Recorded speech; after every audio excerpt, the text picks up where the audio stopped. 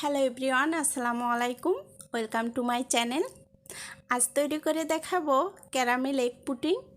আশা করছি আপনাদের কাছে রেসিপিটি ভালো লাগবে। যদি ভালো লাগে আমার চ্যানেলটি সাবস্ক্রাইব করে আমার সাথে থাকবেন আর একটা লাইক কমেন্ট শেয়ার করবেন।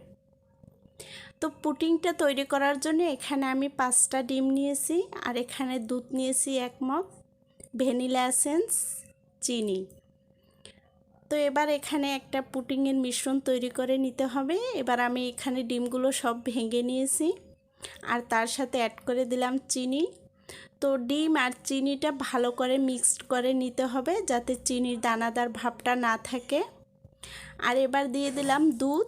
দুধটা আমি খুব ভালো করে গরম করে পরে ঠান্ডা করে এতে দিতে হবে। তো এভাবে দেখা যায় অনেকক্ষণ হ্যান্ড উইশের সাহায্যে ভালো করে মিক্স করে নিতে হবে। আর এবার দিয়ে দেবো 1 চামচ ভ্যানিলা এসেন্স। এতে করে ডিমের যে একটা গন্ধ থাকে সেটা আর থাকে না। আপনারা চাইলে লেবুর রসও দিতে পারেন। তো আমার দেখা যায় মিশ্রণটা তৈরি করা হয়ে গেল। এবার আমি চুলাতে একটা ফ্রাই প্যান বসিয়ে 2 টেবিল চামচ চিনি দিয়ে দিলাম আর এর সাথে দিয়ে দেবো 1 চামচ পানি। তো ক্যারামেল তৈরি করার জন্য চিনির সাথে একটু পানি দিতে হবে, এতে করে ক্যারামেলের কালারটা অনেক সুন্দর আসবে। তো এখানে অনবরত একটু নেড়ে দিতে হবে, হাত থেমে রাখা যাবে না। তো বারবার নাড়তে নাড়তে খুব সুন্দর একটা কালার চলে আসবে।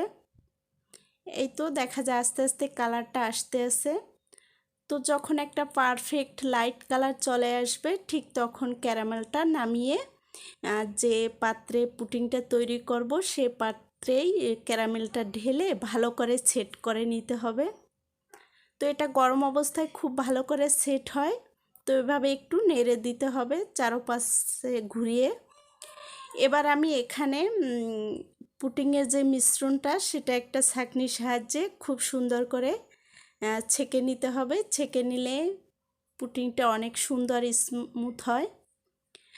তো এভাবে ছেঁকে নেওয়ার পর অবশিষ্ট অংশগুলো ফেলে দিতে হবে। এবার এখানে আমি একটা ফ্রাই প্যানে এখানে আমি কিচেন টিস্যু দিয়ে দিলাম। আপনারা চাইলে যে কোনো সুতি তাহলেও দিতে পারেন।